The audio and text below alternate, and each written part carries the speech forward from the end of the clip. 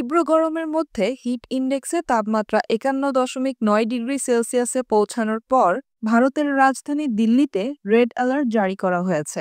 দেশটির আবহাওয়া বিভাগ বলেছে, রাজধানীতে তাপপ্রবাহের পরিস্থিতি চলছে। দেশটির আবহাওয়া বিভাগের পূর্বাভাস অনুযায়ী ১৩ জুন পর্যন্ত এই ভয়াবহ গরমের ধারা অব্যাহত থাকবে।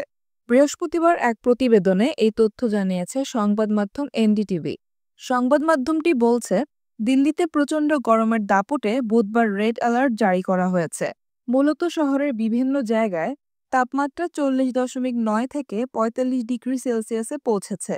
এর সঙ্গে আর্দ্রতা যোগ হয়ে তৈরি হওয়া হিট ইন্ডেক্স এক লাফে পৌঁছেছে 51.9 ডিগ্রি সেলসিয়াসে, যা অত্যন্ত বিপজ্জনক। হিট ইন্ডেক্সের তাপমাত্রা 50 ডিগ্রি সেলসিয়াস পার হওয়ার পর ভারতের আবহাওয়া বিভাগ জানিয়েছে, তাপমাত্রা ও আপেক্ষিক আর্দ্রতার ওপর নির্ভর করে প্রতিদিন হিট ইন্ডেক্সের মান পরিবর্তিত হয়। যদিও এই হিট ইন্ডেক্স ভারতীয় আবহাওয়ার জন্য আনুষ্ঠানিকভাবে যাচাই করা হয়নি এবং এর কোনো সরকারি রেকর্ডও রাখা হয় না।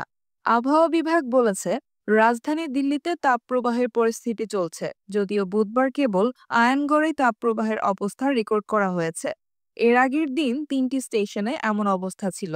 আবহাওয়া বিভাগের পূর্বাভাস অনুযায়ী ১৩ জুন পর্যন্ত এই ভয়াবহ গরমের ধারা অব্যাহত থাকবে। এরপর একটি পশ্চিমী ঝড় উত্তর পশ্চিম ভারতে প্রবেশ করতে পারে, যা দিল্লিতে হালকা বৃষ্টি ও বজ্রপাত নিয়ে আসতে পারে।